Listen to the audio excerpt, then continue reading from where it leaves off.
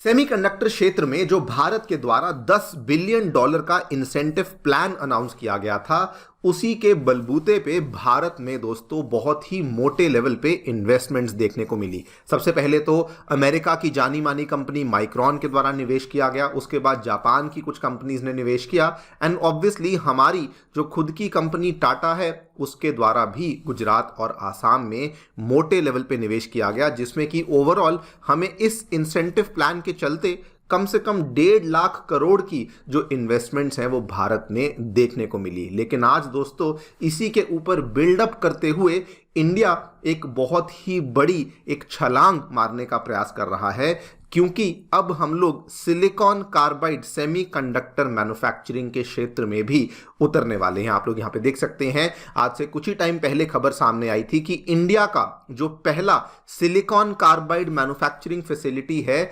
उसको ओडिशा में बनाया जाएगा। एंड इतना ही नहीं, केवल ये एक डेवलपमेंट नहीं, इंडिया की और कई सारी जानी मानी कंपनियां जैसे कि L&T, CDIL, जोहो इलेक्ट्रॉनिक्स, इन्होंने भी अब ऐलान कर दिया है कि ये भी इंडिया के सेमीकंडक्टर क्षेत्र में सिलिकॉन कार्बाइड चिप्स की मैन्युफैक्चरिंग को शुरू करने वाले हैं। नाउ ये खबर स्पेशल और खास क्यों बन जाती है, इसके पीछे दो रीजंस हैं। देखिए, जो सिलिकॉन कार्बाइड वाली चिप्स होती हैं ये कोई आम चिप्स नहीं, ये कोई ऐसी वैसी चिप्स नहीं है, ये दोस्तों सेमीकंडक्टर क्षेत्र में दिखने वाली बहुत ज़्यादा सुपीरियर टाइप की चिप्स मानी जाती हैं, जिसमें आपको सुपीरियर इलेक्ट्रिकल परफॉर्मेंस देखने को मिलती है as compared to the traditional silicon semiconductors. And ये भी आपको बता दूं कि पूरी दुनिया में सिलिकॉन चिप्स बनाने वाले तो बहुत सारी कंट्रीज हैं, बहुत सारी कंपनीज हैं, लेकिन सिलिकॉन कार्बाइड वाली चिप्स बनाने वाली जो कंट्रीज हैं वो पूरी दुनिया में बहुत ही लिमिटेड देखने को मिलती हैं।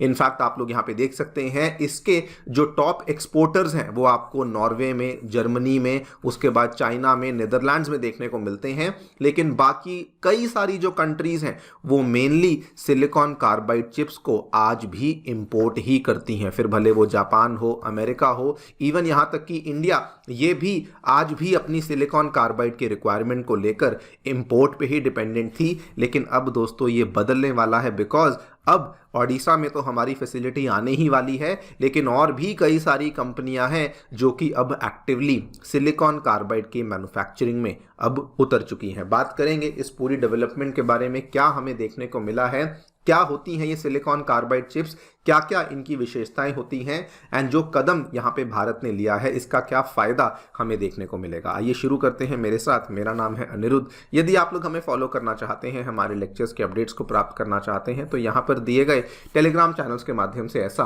कर सकते हैं। दोस्तों आगे बढ़ने से पहले बताना चाहूंगा कि 9 साल पूरे होने के उपलक्ष्य में अनअकैडमी ने अपने सभी ऑफलाइन सेंटर्स में GS कोर्सेज के दाम अब गिरा दिए हैं। आप उनमें जाकर के एनरोलमेंट कर सकते हैं at a very very low price of 59,999। हमारे जो सेंटर्स हैं दोस्तों, नई दिल्ली के करोल बाग, नई दिल्ली के मुखर्जी नगर, उत्तर प्रदेश के प्रयागराज एवं बिहार की राजधानी पटना में आ चुके हैं। और इन सभी सेंटर्स में GS कोर्सेज के साथ साथ CSAT, ऐसे writing classes, current affairs coverage and test series जैसी सेवाएं अवेलेबल करवाई जाती हैं। कोई भी डाउट है, कोई भी क्वेरी है, आप लोग हमारे सेंटर्स को विजिट कर सकते हैं या फिर सीधा नीचे दिए गए इन फोन नंबर्स पर फोन भी कर सकते हैं। Free study material, Unacademy monthly magazine जैसी चीज़ों को पाने के लिए आप लोग हमारी नई ऐप को डाउनलोड कर सकते हैं। इसका लिंक भी डिस्क्रिप्शन बॉक्स में नीचे दिया गया है। All right, so in a very very major milestone for India दोस्तों, ओडिशा में, ओडिशा की जो राजधानी भुवनेश्वर है, इनफैक्ट वहीं पर हमारा जो पहला सिलिकॉन कार्बाइड प्लांट है उसका हमें डेवलपमेंट देखने को मिलने वाला है। टोटल इन्वेस्टमेंट जो कि अनाउंस करी गई है,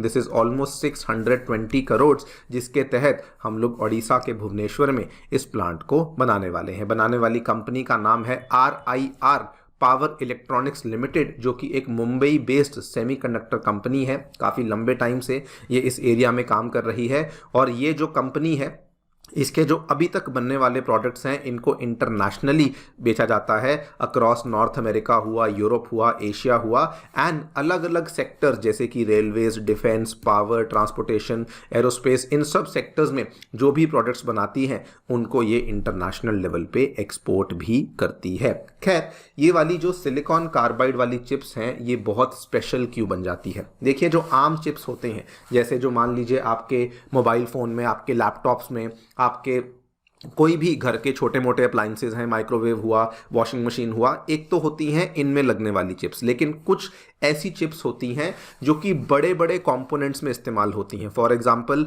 रेलवेज में इस्तेमाल करी जाती हैं, फॉर एग्जांपल डिफेंस में, एरोस्पेस में इस्तेमाल करी जाती हैं। जो बड़ी बड़ी जो ये फाइटर एयरक्राफ्ट्स हुए या फिर मान लीजिए कोई सबमरीन्स हुई, इनके अंदर जो इनके इंजन्स में चिप्स का इस्तेमाल किया जाता है, या फिर रिन्यूएबल एनर्जी के लिए जो आजकल सोलर पावर प्लांट्स लगते हैं, जो यहां पर चिप्स का इस्तेमाल किया जाता है, ये आम चिप्स नहीं होती हैं। यहां पर आपको इस्तेमाल करना पड़ता है एक स्पेशल काइंड ऑफ चिप्स जिनको कहा जाता है सिलिकॉन कार्बाइड चिप्स। और ये स्पेशल क्यों है? बिकॉज इनकी थर्मल कंडक्टिविटी बहुत ज़्यादा देखने को मिलती है। ये बहुत हाई टेम्परेचर को हैंडल कर लेती हैं एंड तब भी ये प्रॉपरली फंक्शन करती रहती हैं। बहुत ज़्यादा वोल्टेज टॉलरेंस होती है। सो मान लीजिए कि कोई नॉर्मल चिप है, उसकी तुलना में ये 10 टाइम्स ज़्यादा वोल्टेज विदस्टैंड करने की क्षमता रखती है, इसीलिए इसको बनाना काफ़ी मुश्किल होता है। सिमिलरली फ्रीक्वेंसी ऑपरेशन भी ये ज़्यादा विदस्टैंड करने की कोशिश रखती है। कोई भी आम चिप होगी तो उसमें उतना ज़्यादा स्विच करने का जो ऑप्शन है वो अवेलेबल नहीं होता, लेकिन इसमें आपको फास्टर स्विचिंग का ऑप्शन भी मिल जाता है। सिमिलरली इसमें पावर लॉसेस भी बहुत ज़्यादा कम हो जाते हैं, बिकॉज ये एक खास टाइप की चिप है जिसमें आप ज़्यादा हैवी ऑपरेशंस भी कर सकते हैं, लेकिन आपका जो पावर लॉस है वो भी आपको उतना देखने को नहीं मिलता। वैसे आपको बता दूं, ये केवल एक अकेली ये कंपनी नहीं है जो कि इस क्षेत्र में उतर चुकी है, बिकॉज ये एक बहुत ही ज़्यादा बड़ा सेक्टर है, बिकॉज ये एक बहुत ही ज़्यादा स्पेशल टाइप की चिप है। तो अभी दोस्तों इंडिया में ये पूरी की पूरी लिस्ट है, ये सारी की सारी कंपनियां हैं जो कि सिलिकॉन कार्बाइड चिप्स में अब उतरने का प्रयास कर रही हैं। एल&टी की जो subsidiary company L&T semiconductor technologies है, उन्होंने बोल दिया है कि we are now working on silicon carbide and gallium nitride technologies. And बल्कि उन्होंने तो ये भी कहा है कि हम लोग तो जो ग्लोबल लेवल पे कंपनीज हैं, जैसे कि ताइवान की TSMC हुई, उनके साथ मिलकर के इस चिप की मैन्युफैक्चरिंग को भी भारत में करने वाले हैं। Similarly continental device India limited, इन्होंने कहा कि हम लोग भी 3 साल से डिवाइसेस को बना रहे हैं, लेकिन अब हम लोग जो प्रॉपर कोर लेवल की सिलिकॉन कार्बाइड चिप्स हैं उनकी डेवलपमेंट शुरू करने वाले हैं। एंड ऑल्सो जोहो कॉर्पोरेशन, जो कि आपको मालूम होगा वैसे तो एक SaaS कंपनी है, इंडिया में सॉफ्टवेयर एज अ सर्विस वाली कंपनी मानी जाती है, लेकिन ये भी अब मैन्युफैक्चरिंग में उतरने का प्रयास कर रही है। और इन्होंने भी गवर्नमेंट अप्रूवल्स के लिए जो एप्लीकेशन है वो डाल दी है, because they also want to now develop a silicon carbide semiconductor manufacturing plant. Now question ये आता है कि सडनली सिलिकॉन कार्बाइड की इतनी ज़्यादा मैन्युफैक्चरिंग हम लोग भारत में क्यों कर रहे हैं? असल में इसके पीछे कई सारे रीजंस हैं।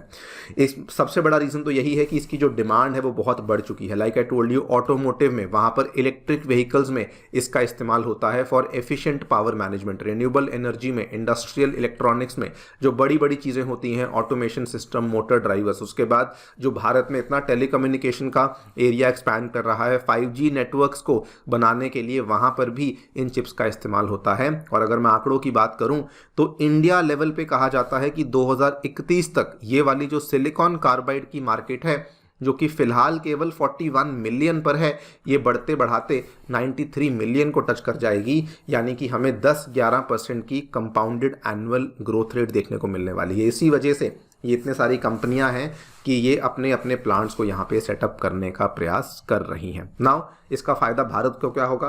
तो देखिए, वैसे तो ओवरऑल ही इंडिया सेमीकंडक्टर के क्षेत्र में अभी तक इंपोर्ट डिपेंडेंट है। हमारी जितनी भी सेमीकंडक्टर की रिक्वायरमेंट्स हैं उसमें 95% हम लोग बाहर से ही मंगवाते हैं, लेकिन सिलिकॉन कार्बाइड के केस में तो हम लोग कंप्लीटली इंपोर्ट डिपेंडेंट हैं। तो ये वाला जो कदम यहाँ पे लिया गया है, इससे डेफिनेटली हमें एक बहुत बड़ा फायदा, बहुत बड़ा बूस्ट मिलेगा। If you guys are thinking कि ओडिशा में ही इस प्लांट को क्यों लगाया गया है, तो वहाँ पर दोस्तों ओडिशा की जो सेमीकंडक्टर पॉलिसी है, हमें उसके बारे में जिक्र करना होगा। असल में जो स्टेट स्पेसिफिक सेमीकंडक्टर पॉलिसीज हैं वो भारत में कुछ ही स्टेट्स ने निकाली हैं। फॉर एग्जांपल गुजरात हुआ, फॉर एग्जांपल यूपी हुआ। अब इनकी पॉलिसीज में क्या है कि ये कहते हैं कि सेंटर ने मान लीजिए आपको कुछ भी ये यहाँ पर सब्सिडी दे दी, तो ये वाली स्टेट कहती हैं कि बदले में हम लोग भी आपको कुछ अलग से सब्सिडी देंगे। तो अगर सेंटर ने आपको 50% सब्सिडी दी है तो गुजरात कहती है कि उसके ऊपर हम लोग आपको 20% सब्सिडी देंगे। यूपी ने उसको बेटर करके कहा कि 50% की जगह हम लोग 50 के साथ साथ 25% सब्सिडी देंगे।